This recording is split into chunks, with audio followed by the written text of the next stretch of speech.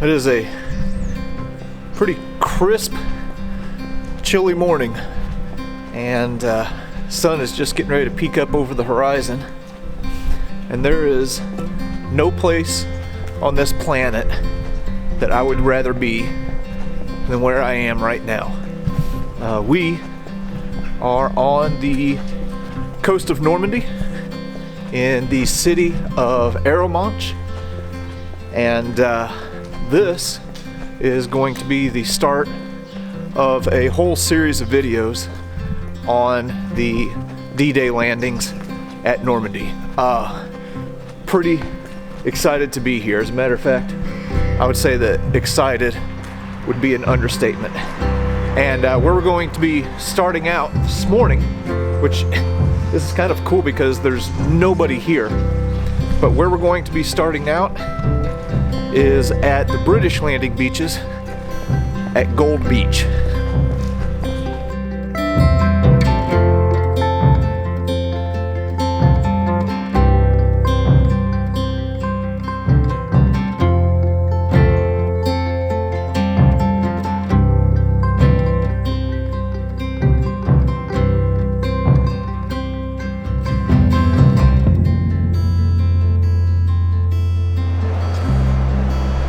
Okay, so as is well known, the Normandy landing beaches were divided up into 5 different zones.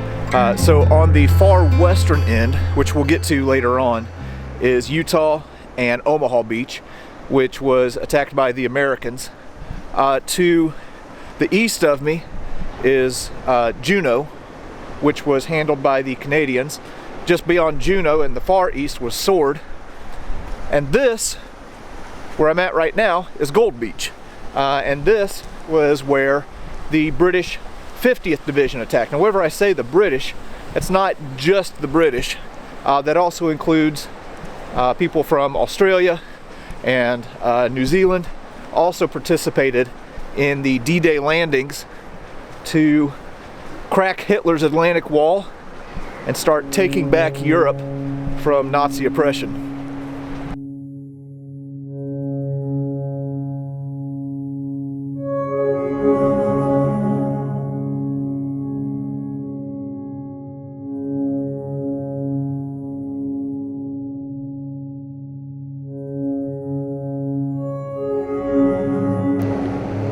Now, one of the hard lessons that the Allies learned at a place called Dieppe was that attacking a deep water port was going to be nearly impossible. So, in order to get supplies onto the mainland here, they constructed these things called Mulberry Harbors. So these were built, they're made out of concrete and steel. They were built over in Britain and then hauled over here as soon as the landing beaches were secured, so that you could get supplies and tanks and troops onto the mainland. So it formed, I guess you could say, like an artificial harbor, because if you don't have supplies, you don't have a war. Okay, so this is about as close as I can get to one of these sections of the Mulberry Harbors, at least the main portion of them. But they are absolutely huge, and it was quite a feat of engineering to get these things built and then get them over here. And without it, we would have been in serious trouble. Now, if you look out, you can still see some of those other sections out on the horizon. These were, oh, I'm about to get wet. These were anchored to the seabed over here on Gold Beach. Now, there was another one that was built on Omaha Beach, but they got in a hurry and they didn't anchor them to the seabed, and a big storm swept through. I forget the exact date, but it was within a couple weeks after the landing, and it completely destroyed the Mulberry Harbor.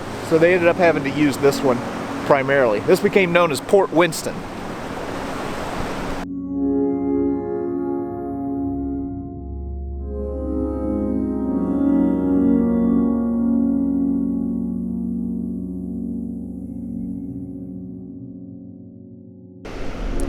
So here are some more sections from the Mulberry Harbor right here. Now these aren't the big caissons that we saw out in the ocean. These are smaller sections that would be used to get tanks and things like that, vehicles and supplies to the shore. Now they had to get this in pretty quick because if they didn't get tanks on the mainland in a hurry, well, they ran the risk of the Germans pushing them back into the sea. So the Seabees and the Royal Engineers that put this together really did a remarkable work and did a lot to help make this whole landing successful. Now again, if you look out here in the distance, let me see if I can get it in a little bit of focus. Beyond this Mulberry Harbor, they also brought in some old ships and scuttled them, sank them to the bottom of the sea to act as a bit of a break. I'm about to get wet here. To act as a bit of a break for the incoming waves, because the English Channel can get pretty rough at times. So cool to be here on this beach by myself and seeing all of this stuff.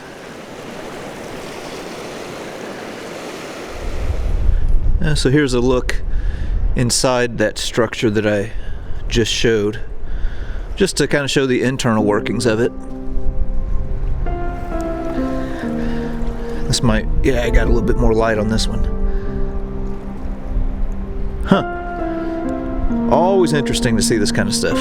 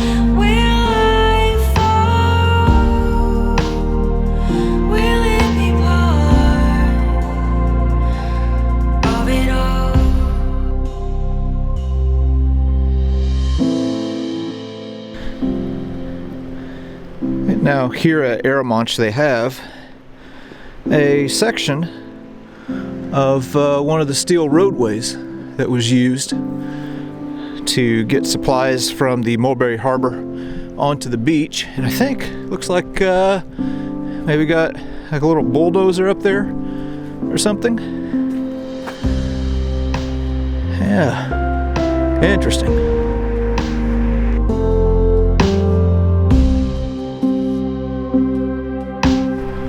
Alright, looks like we're starting to get a little bit of rain now, but that was Gold Beach and the Mulberry Harbors. Pretty cool. Always love being in these historic places, and now we're going to be off to the next spot. Lightning storms make you glow. To the edge you always